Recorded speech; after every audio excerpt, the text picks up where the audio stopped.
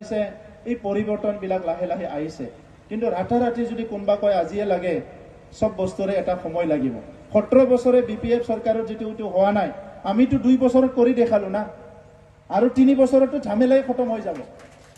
আৰু 3 বছৰত ঝামেলাই খতম হৈ যাব আপোনালোকক কৈছো আমি কথা কোৱাই নহয় দিনে নিশা কাম কৰি আছে আমাৰ ইএম ডাঙৰীয়াই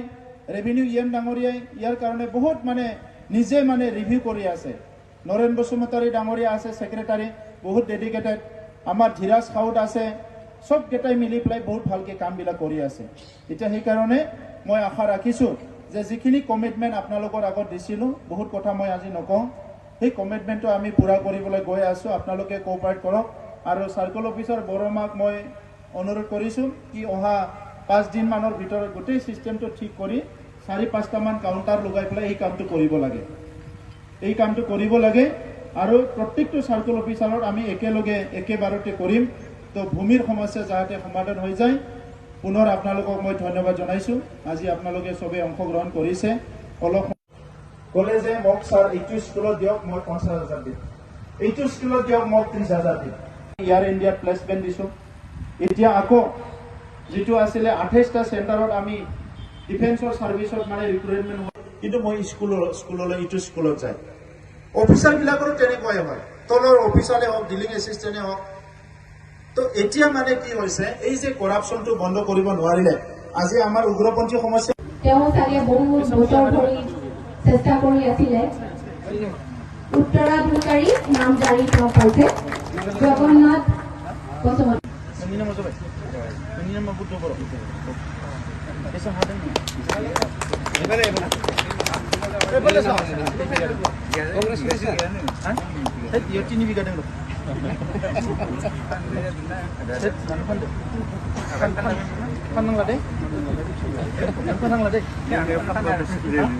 এটা ডাঙৰ সমস্যা আছিল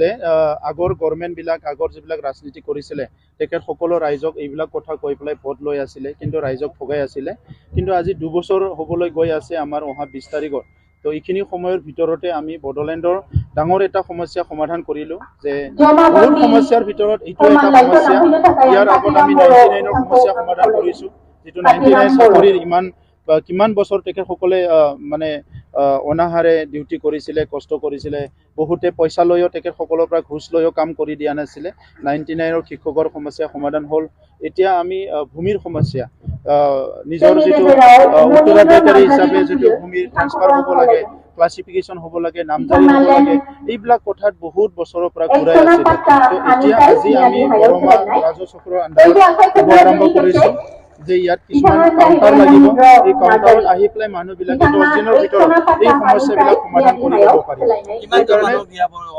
কিমান ঘৰ বুলি নহয় সব যিমান মানুহ আছে যিমানৰ এই সমস্যা আছে এটো ইন ওয়ান গো এটো ম্যাক্সিমাম সমাধান হৈ যাব কারবা বেশি কমপ্লিকেটেড হয় কিছু জব হয় এটো মানে আমার এসডিএলএসি যাব আমার যেটো subdivision level land advisory কমিটিত যাব কিন্তু যিবিলাকৰ সমস্যা নাই মাটিটো কিনি ললে আজি বহুত বছৰৰ নামজাৰি পোৱা নাই দেউতাৰ পৰা মানে পুত্ৰ নামত আহিব লাগে ক্লাসিফিকেশন কৰিব লাগে মাটিৰ এইবিলাক কামবিলাক মানে এতে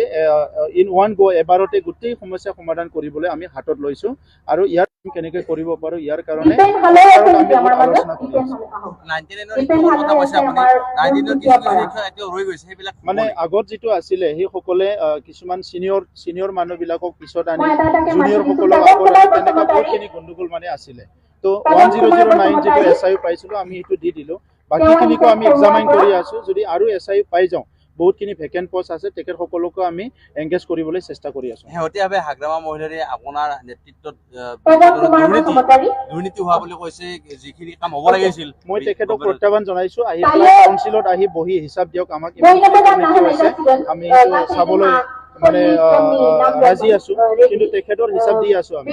এতিয়ালৈকে আমাৰ তাত 1800 কৰোৰৰ মানে ফাইল আহিছে ফাইল মানে গোটেই মানে ডাটা উইথ ডাটা আপোনালোকক আমি দি আছো আপুনি একশন লম বুলি কৈছিলে আপুনি সকা কথা কৰাৰ পিছত পুলিচে ল'ব একশনটো সিবিআই ল'ব